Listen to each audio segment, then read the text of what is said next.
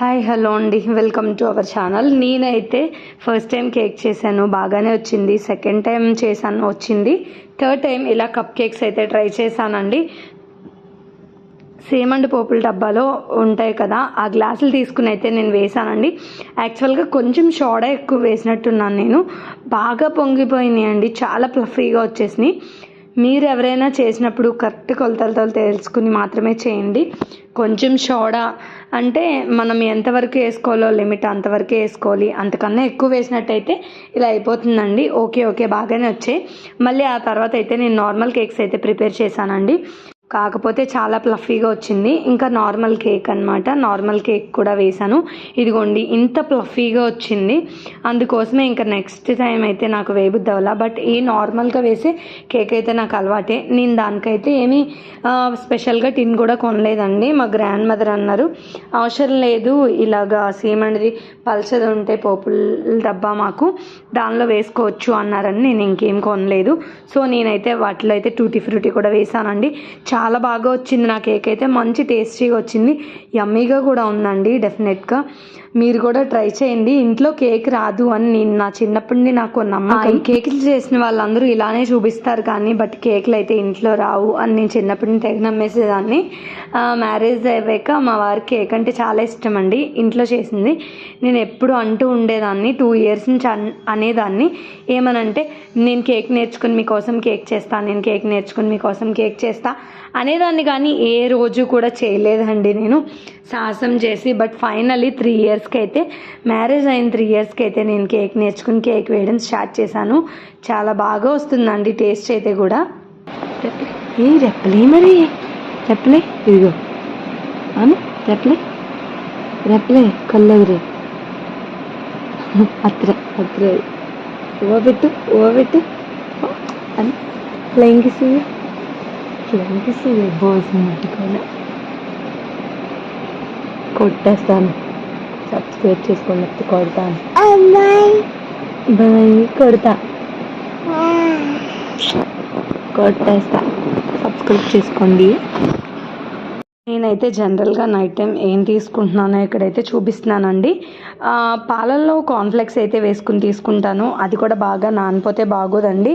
Just కొంచెం గోరువెచ్చ పాలలో వెంటనే వేసుకుని తినేస్తేనే బాగుంటుంది.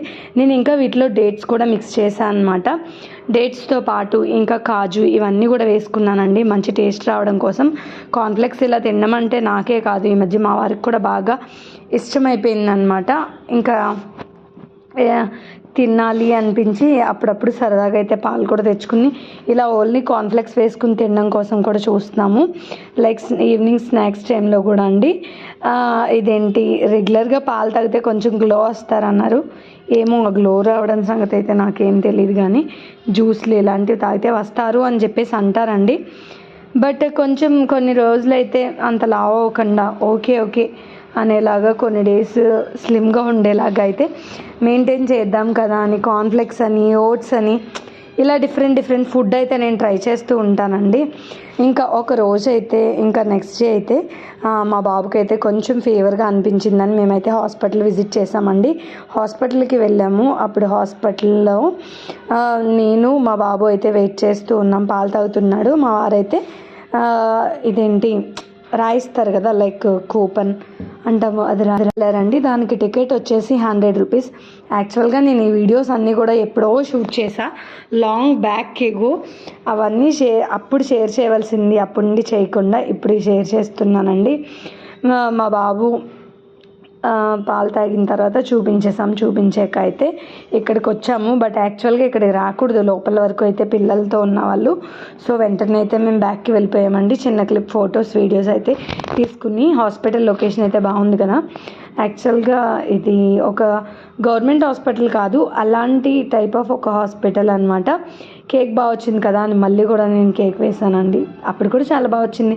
మీరు కూడా డెఫినెట్గా ఇంట్లో కేక్ వేయాలంటే ఏమాత్రం భయపడద్దు. మంచి కుకింగ్ ఛానల్ ఫాలో అవుతే వాళ్ళు చెప్పే కొలతలన్నీ కరెక్ట్గా తీసుకున్నట్టయితే బాగా వచ్చేస్తండి. నేను కుకింగ్ ఛానల్ ఫాలో అవ్వాలా,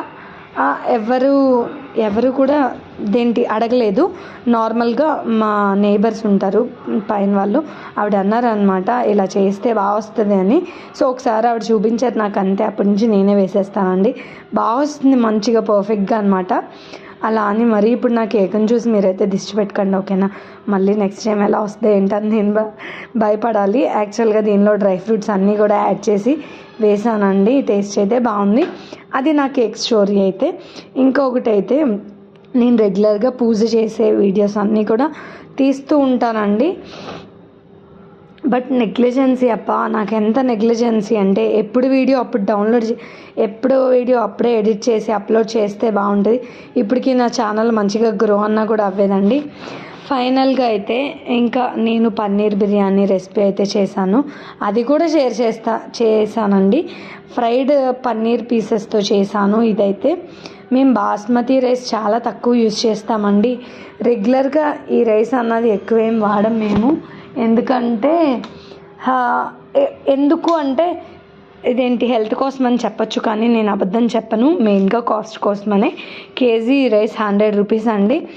ఎవ్రీ టైం ఈ రైస్తో ఏదైనా రైస్ ఐటెం చేసుకోవడం ఎందుకు, ఎప్పుడన్నా అకేషనబుల్గా చేసుకోవచ్చు అని చెప్పేసి అయితే నేను పెద్దగా ఇది చేయను. ఇక్కడైతే వెంకటేశ్వర స్వామి 7 వారాలు అయితే నేను చేసుకున్నానండి.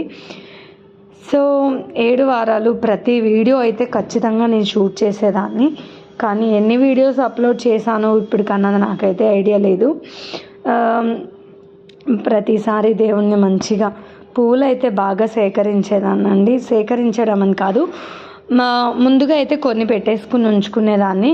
మిగతా ఏమైనా మర్చిపోయినా అప్పటికప్పుడైతే మళ్ళీ అన్నీ ఇది చేసుకునేదాన్ని. సక్సెస్ఫుల్గా నేనైతే 8 వీక్స్ కంప్లీట్ చేశానండి. మనకు కుదిరే టైంలో అన్నా స్టార్ట్ చేయాలి. లేదు అంటే ఒక్కసారి మనకి ఎప్పుడు కుదురుతుందా అన్ని వీలైతే చూసుకుని అప్పుడు స్టార్ట్ చేయడం అయితే బెటర్ అండి, మంచి రోజులు చూసుకుని. నా ఉద్దేశం అయితే అది. ఫైనల్గా నాకు 8 వారాలు అవ్వాక నేనైతే ప్రసాదం చేద్దాము అని చెప్పేసి లైక్ ఎప్పటికప్పుడు అయితే నేను అది ఇవ్వాలంటారు కదండి, ఏంటంటే స్వయం పాకం ఇవ్వాలంటారు కదా. అలాగా ఏం చేశాను అంటే, నాకు టెంపుల్ దగ్గర కాదు కాబట్టి ఎవ్రీ వీక్కి రిలేటెడ్గా ఇంత రైస్ అని చెప్పేసి తీసి షేరన్నం వండి అందరికీ అయితే పంచిపెట్టానండి, దేవుడి దగ్గర ప్రసాదం లాగా చేసి.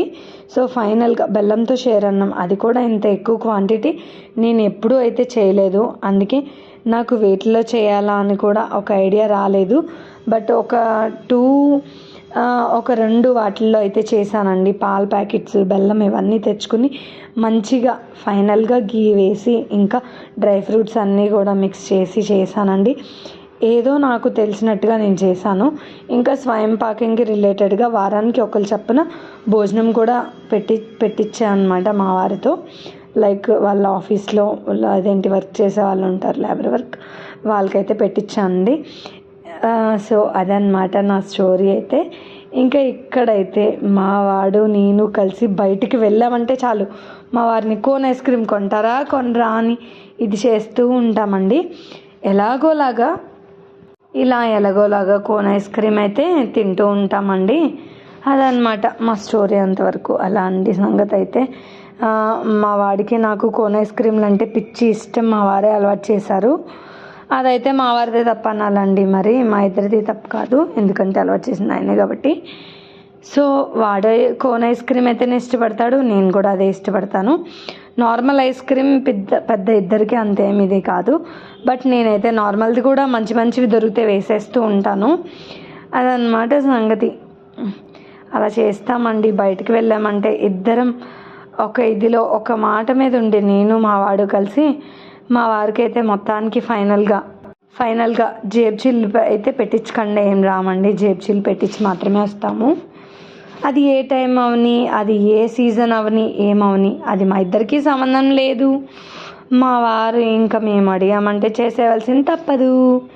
అలా అయితే చేస్తామండి అల్లరి. ఇదన్నమాట, బయటికి వెళ్ళామంటే మా పని అది అండి. ఇంకా మీరు కూడా అంతేనా? బయటికి వెళ్తే మీకు నచ్చింది ఏది ఉంటే అది తినేసి వస్తారా ఖచ్చితంగా, లేదా అన్నది కామెంట్లో అయితే చెప్పండి. ఇంకా తర్వాత ఇంకెక్కడికో వెళ్ళామండి. ఎక్కడికో ఏం వెళ్ళాం, ఫ్రైడ్ రైస్ చేయించడానికి అనమాట. యాక్చువల్గా నేను ఫ్రైడ్ రైస్ చేసేది ఎప్పుడు కూడా చూడను.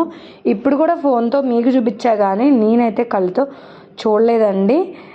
ఫ్రైడ్ రైస్ ఎందుకు తీసుకుంటున్నాను అని చెప్పేసి అంటే మా కోసమైతే కాదు, మా కోసమైతే నేను వెళ్ళేదాన్నే కాదు. నాకు నచ్చదండి ఆ ఫ్రైడ్ రైస్ చూశానంటే ఇంక తినబుద్ధి అవ్వదు. నేనైతే ఫస్ట్ టైం అనమాట ఫ్రైడ్ రైస్ ఇలా చూస్తున్నాను.